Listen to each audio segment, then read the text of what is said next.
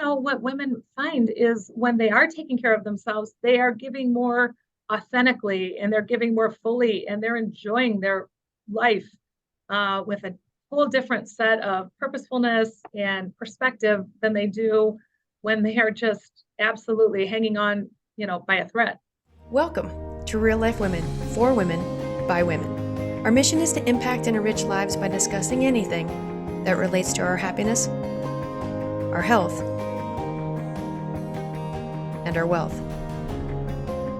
Please take a moment to share, like, and subscribe to our channel so that we can spread the message of hope and perseverance and enrich lives together. Thanks for listening. Hello, everybody out there in social media land. My name is Dr. Kristin. I'm coming to you from St. Petersburg, Florida with Real Life Women. And today we have the most awesome Krista Noviski. And I said that right that time, didn't I? Yeah, yes. So I'm down here in moderately warm Florida. We are in winter-ish here, late 2000. Well, we're in 2022. So we're in December. She's up in Toledo, you guys. She is freezing. I would be freezing. She goes outside and enjoys it pretty much every day. Don't you go outside every day? Yeah. Actually, this morning it was 24 degrees, but no wind. So it's actually, it's nice and refreshing. And yeah, you get used to it up here. It's all about the layers. Yes. And you're from there. The layers, the scarves, the gloves, all of it. I know. I look like I'm freezing here. It's probably 60 degrees out. Right. So we don't want to hear it, Kristin. Such a wimp. Okay. Lots of things to talk about today. I'm excited to do this. So Krista here, is an instructor at the University of Toledo. How long have you been doing that? Let's see, about 2 years. Okay. Loving it? Yep. I absolutely love teaching. I teach sociology courses and education. And I love working with students at this level. It's really fun because they're very engaged. They're excited about their careers. Wow. And yeah, I love teaching. Cool. Later, remind me, I have a patient who has written multiple books for the degree that teachers have to get that you are teaching. Oh, she is the author of many books. So it'd be fascinating if you'd actually heard from her. That'd be really cool. Or what if I'm using her textbook? Yeah, exactly. Okay, well, I digress a little bit. Okay. And you are also a doctoral student there and you're doing research. What is the latest research that you're doing right now? The research I've been really focusing on right now has to do with the teacher-student relationship and the empathy and care that is conveyed within that relationship and the impact on student well-being, student outcomes, student performance. So I've always been interested, as a sociologist as well, I'm interested in interaction, relationship, and my interests are more at what we call a micro level. In sociology, they talk about the macro level, the micro level. The micro level involves interpersonal relationships. So I'm very interested in doctor-patient relationship, student-teacher, and of course, coaching-client relationships, interactions, how people learn, the ways they're motivated, and that kind of thing. So when you say the word relationship, it makes me think of like an umbrella. And under that umbrella are particular types of, I would assume, emotions. Mm-hmm. I'm literally guessing here. So what do you find yourself in this like top 5 of these are the different things we're studying under that relationship? Because I think you said empathy at one point, right? Yep. We look at empathy, but also care, the way care is expressed, for example, in that teacher-student relationship, and the way the perspectives that are shared between, or the way they're shifted between, for example, a student and teacher. So it's actually a very broad field, and you can really look closely at different areas. My areas of interest are looking at diversity and how diversity comes into play with a student maybe who shares a diverse background from the teacher and how the perspective Okay. of the teacher is shifted. I see. And that also applies to, as I mentioned, like with coaching relationships between coach and client.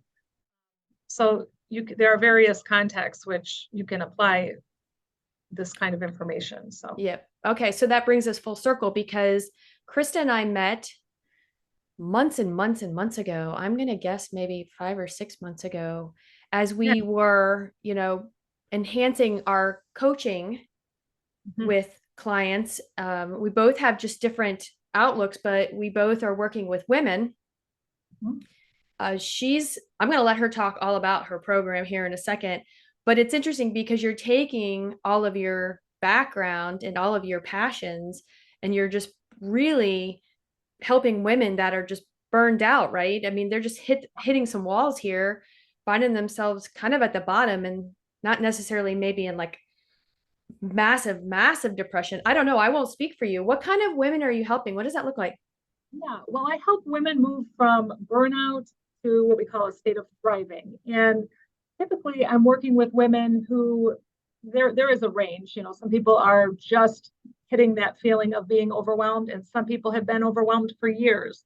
Not necessarily in a deep state of depression, but just feeling a sense of being burned out. And oftentimes those women are exhausted, they're totally spent, they're stretched thin, and they're taking care of absolutely everyone and everything except themselves.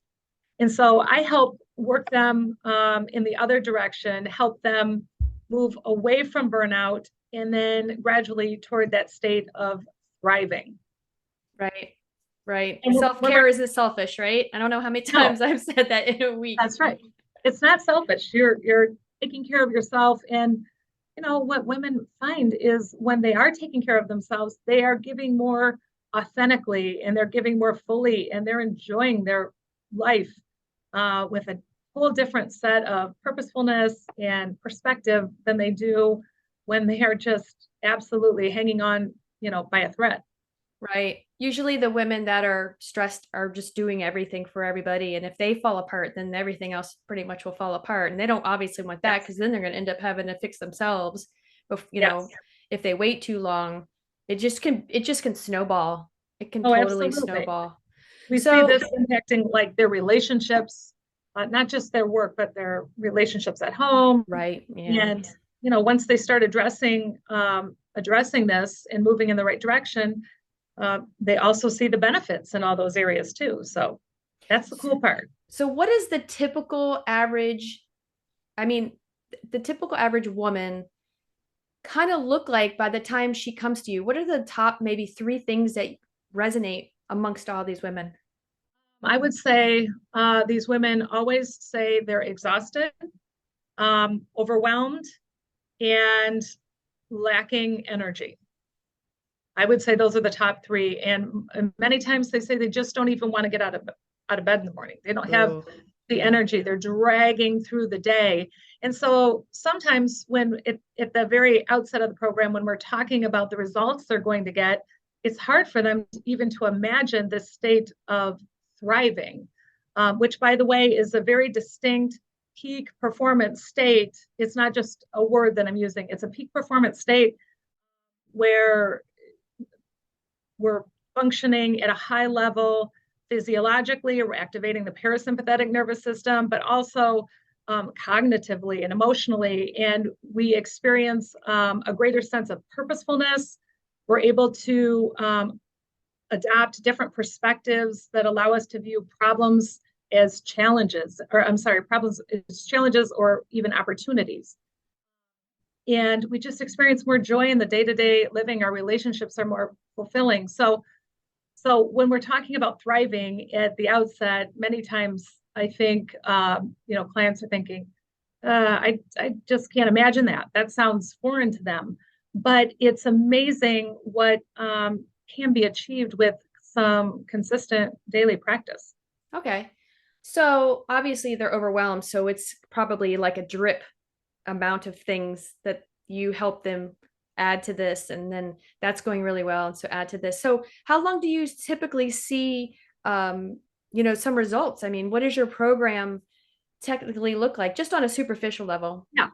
So the program is really about 8 weeks, but within the first week or so, people are generally in the first week, people are starting to see a difference. And even with small tweaks that we start with and creating a vision and just thinking about what's possible, this sets into motion other things. So usually they start to see the effects. And then as we, as you say, kind of drip the program, and they're continuing to practice what we call the positivity reset technique, or it's a tool that we use.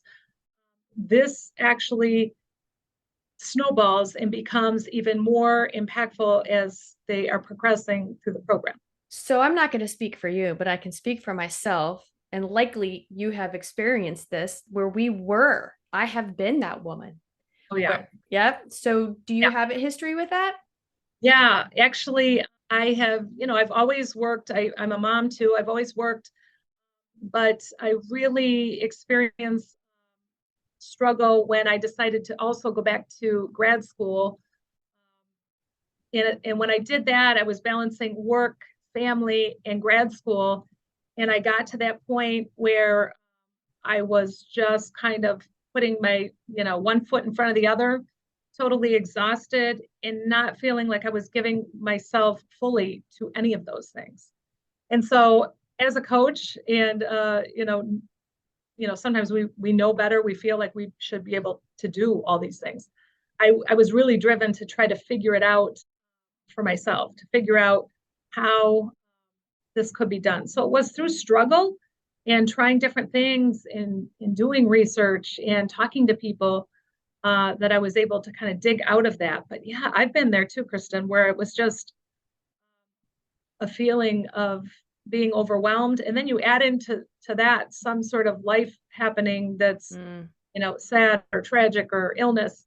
And it's just completely overwhelming. Yeah, for So sure. I know how that feels.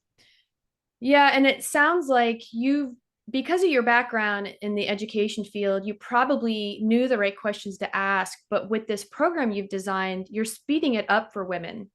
So in just a couple months, they're significantly farther that may have something have taken you months and months to figure out. Does that sound about right? Yeah, that does sound right. And I wasn't at that point, I would say, maybe resourceful enough to go out and get myself a coach, where now I am smart enough to do that. But with the program and the support that they're receiving through the coaching process, we can definitely expedite their results much quicker than I was able to get results. So that's exciting to see. You're making me think of two things. One is it's so great when we turn our pain into our passion. Oh, yeah. And that's what you've done. And the other thing, I love the fact that you described thriving in such detail, because I was actually going to ask that, and because I feel like that needed to be pulled apart into the pieces that it creates that moment, that level, right? Yeah, I think, that's super important, because I think it can be thought of as a buzzword almost, thriving. But Barbara Fredrickson has done a lot of research in this area, and she's really established the foundational theories that point us in the direction of either she'll term it flourishing, I believe, in the literature, but flourishing or thriving is something that she first coined, and really it does involve this high level of functioning. And again, it's not just a mental state, but it's also a physiological state, emotional state, and we can do so much more in that high peak state. Oh, I love it. You're making me think of, I love that flourishing. That is a fantastic word. It feels like a really high vibrational word. Thriving definitely does. Striving came to mind. And these are all so separate than just surviving, even though they sound similar. It's almost as if go write a sticky note, ladies, right now, flourishing, thriving, and striving. That's what we need to be doing a little tiny bit every day. Yeah. Yeah. And I think you hit on something key there. It is a little tiny bit every day, because if you were to hear me talk about this, it may seem like, oh, geez, well, what she's talking about, that's some big overhaul. That's going to take forever. And I'd have to be in like perfect shape and eating perfectly. And it's not the case at all. In fact, her research is very specific on this. So if you get really interested, you can delve into that. But I will tell you that in small chunks each day, and I'm talking small, you can really achieve very significant life-changing results.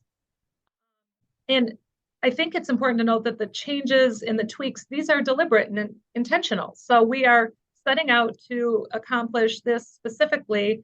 And, it involves setting up 10 minutes for this each day, or, 5 minutes here, 10 minutes there. And you really can make such a huge difference.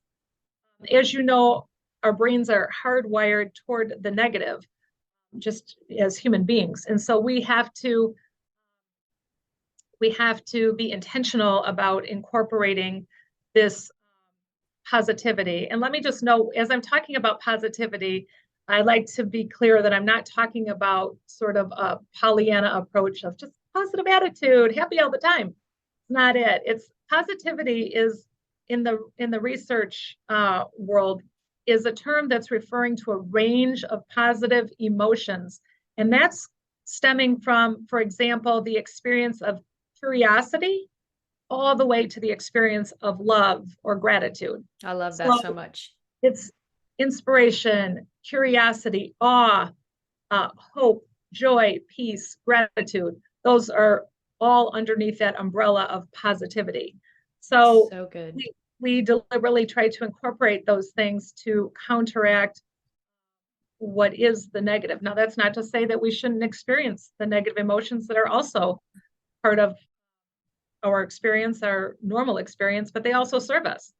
So it's contrast. To me, I try to remember that the negative and icky stuff is contrast. It's showing you what you don't want.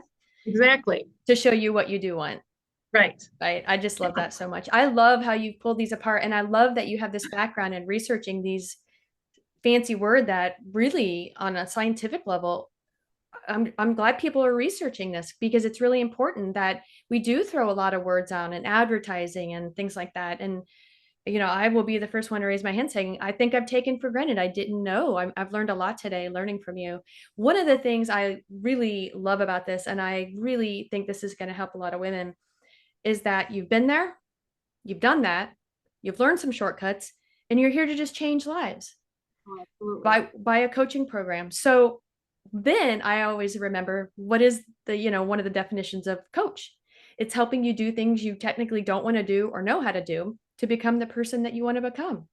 And that just encompasses you. And also, by the way, side note, this woman right here, and I am not just saying this, and you know this, she's like, you open up the dictionary for positivity and it is you. You are that person. And I appreciate that in our friendship. And I have told you that many times.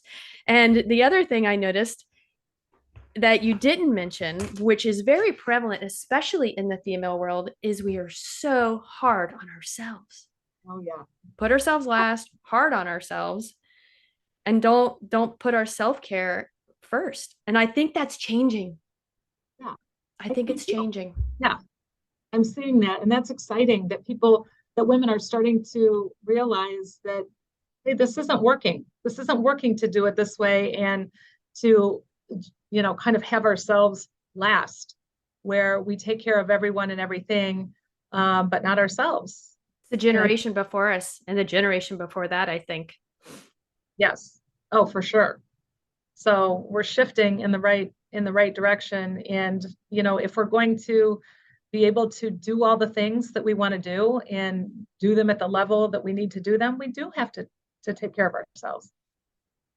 Jen Sincero, in her book, You're a Badass, at the end of every chapter, did you read that book? A long time ago. Yeah. Yep. So I had listened to it once, and then I had read it again for the podcast. But at the end of every chapter, she says, love yourself. Yeah. And that's it. Because she gives like each chapter, she gives like a little to-do list. And then at the very end of each chapter goes, love yourself. So you see love yourself through the whole book. Nice. Yeah. So yeah. Simple but powerful message. Yes, you have a powerful message. And so I am so thrilled and honored to be a part of you sharing that message. And if you want to come back on and do a specific narrowed down topic, I would love that. Yeah, you just let me know. I'm all here. So by the time somebody sees this, maybe there's more out there on our channel or on her website, because this is going to go viral. I feel it. Awesome. Okay, Krista, one last question. I actually try to remember to ask this question at the end of every interview. What is one thing that maybe even the people that are close to you, that's like a goofy fact or an interest or something that you're like super into that brings you joy? I know it's a hard one sometimes. Okay. Well, she's filtering. She's filtering. No, you know me really well. So you know that, and this isn't the surprising part, but you know I love to walk in the woods. And I've mentioned that to you many times. And so, and I say that because there aren't people necessarily right there as if you are walking on a neighborhood street. So I will often be walking and praying out loud. And the other thing I kind of do is when I'm walking and I'm sort of thinking about my goals and visualizing, thinking about those kinds of things, I will sort of state affirmations and things out loud as I'm walking. And that's pretty rare. Most people just keep them inside. Kind of weirdo, but that's me. I enjoy that. Well, the birds and the squirrels and anybody else that might be hibernating are probably waiting for you, and they're getting positive affirmations as they listen to you go by. I don't think it's weird. I actually think that a lot of elite, people and mentors recommend that, not just writing it, not just listening to it, but actually saying them out loud, because you're speaking, you're thinking it, you're speaking it, and you're hearing yourself say it. Yeah. And that's why I do it. I've always heard that it's more impactful if it's, especially like with affirmations, for example, if it's stated aloud and you hear your own voice speaking those words. So, you don't do that at home when you're like at your desk, because your family will think you're nuts. But that's something you can do when you're walking in the woods. I literally just envisioned myself like on the treadmill at the gym or something. Like this morning, I was on the elliptical. Could you imagine? I'd be like, toot. Yeah. I am awesome. Exactly. Everybody looking at you. What's with her? Yeah. The one thing about people thinking that you're crazy is they give you more space on the sidewalk. Bro, that's right. And at the gym and everywhere. Yeah, at the gym. Awesome. So Krista Noviski. That's in there. In Toledo, Ohio, staying warm with burnout to thriving. Awesome. Thank you so much for your time.